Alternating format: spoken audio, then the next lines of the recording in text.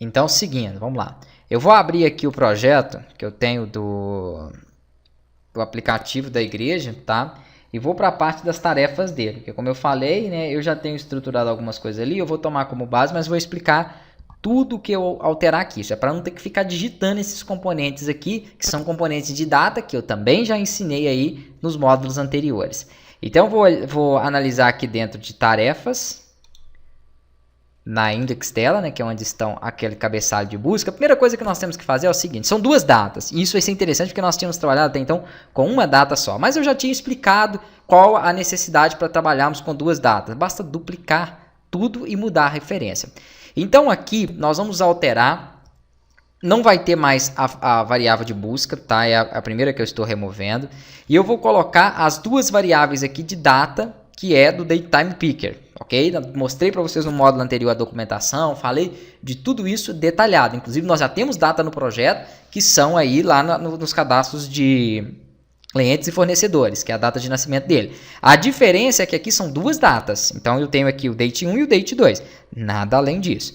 Vamos lá. Além disso, nós vamos colocar o seguinte. Se você não quiser digitar, abra o meu arquivo, que é o index, né, .tsx de tarefas, e pode pegar dele, ok? Desde que vocês estejam entendendo o que estão fazendo aqui. Então, vamos lá. Primeiro eu declarei as variáveis, agora eu preciso dos métodos de quando eu altero essas datas, ele alimente os valores nessas variáveis, que são os onChange, que eu também já expliquei para você no módulo anterior, ó, tá vendo? 1 e 2, por quê? Duas datas. Depois nós vamos ter uma terceira data, mas não nessa página, por isso que eu não estou me preocupando com ela. Perceba que quando você trabalha com data, ele pede o platform, né? Nós temos isso já aqui, ó, no fornecedores. Acho que, se não me engano, foi no Nova. Isso, é no Nova, na verdade. Então, eu vou abrir ele. E olha aqui em cima, nós já temos o componente de data que foi inserido. Poderia estar copiando também dele, tá vendo? Mas como o outro já está voltado para a tarefa, estou pegando direto dele. Aqui nós temos que colocar quem? A estrutura do plataforma. Então aqui ó, ele vem dentro das estruturas que nós temos, né, do React. Prontinho, fiz o import, que é o que ele está apontando como necessidade. Beleza, sumiu ali, vamos dar sequência. Dando sequência aqui, nós temos os dois métodos que eu expliquei para vocês que alteram as datas conforme a modificação que eu faça. Bacana. Vamos para a próxima parte. A próxima parte são justamente as funções de fetch data, tá? Para que quando eu altere essa data, ele solicite uma busca na API. Aí já é algo que nós não tínhamos no outro, porque a outra data só servia para que eu pudesse passar uma informação na hora de inserir. Então eu vou criar uma função aqui chamada fetchData, vou explicar para vocês toda ela aqui, porque isso aqui já entra agora diferente, né? Eu não preciso desses dois campos, então isso aqui eu tiro fora, não tem nada disso aqui, ó. Isso aqui era outro contexto muito diferente do que nós precisamos. Para ele poder fazer esse filtro, eu vou precisar de uma coisa aqui por enquanto, que é o ID daquele cliente, né? Daquele cliente não, estou falando cliente, mas é o ID do funcionário, do usuário. Se bem que eu não posso pegar o ID do usuário agora. Ele vai precisar estar num campo. Por quê? Quando eu mudar essa data, automaticamente ele vai estar recebendo o ID do funcionário. Então já posso criar aqui uma variável com esse valor. Cria aqui, ó, uma nova constante.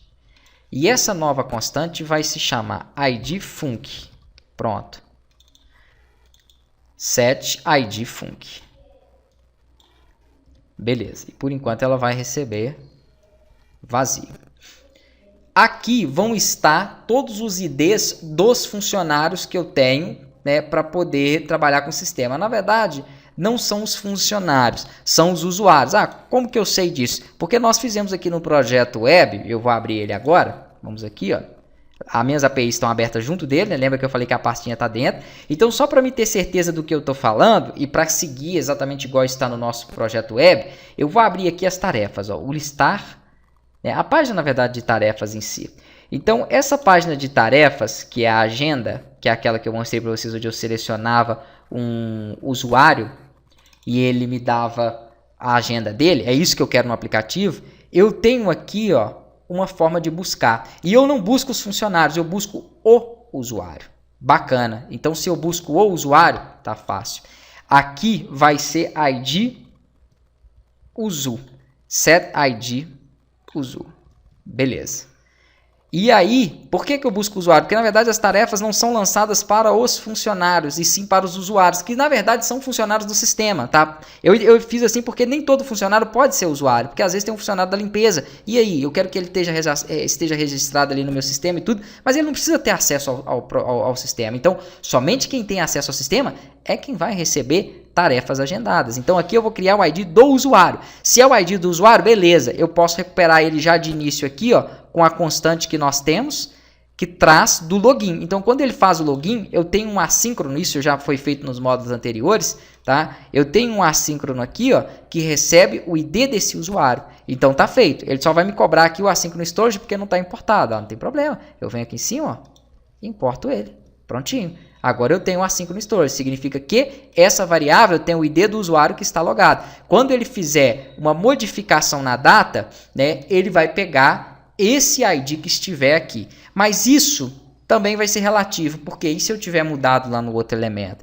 Então primeiro nós vamos ter que montar as duas estruturas antes de fazer essa consulta.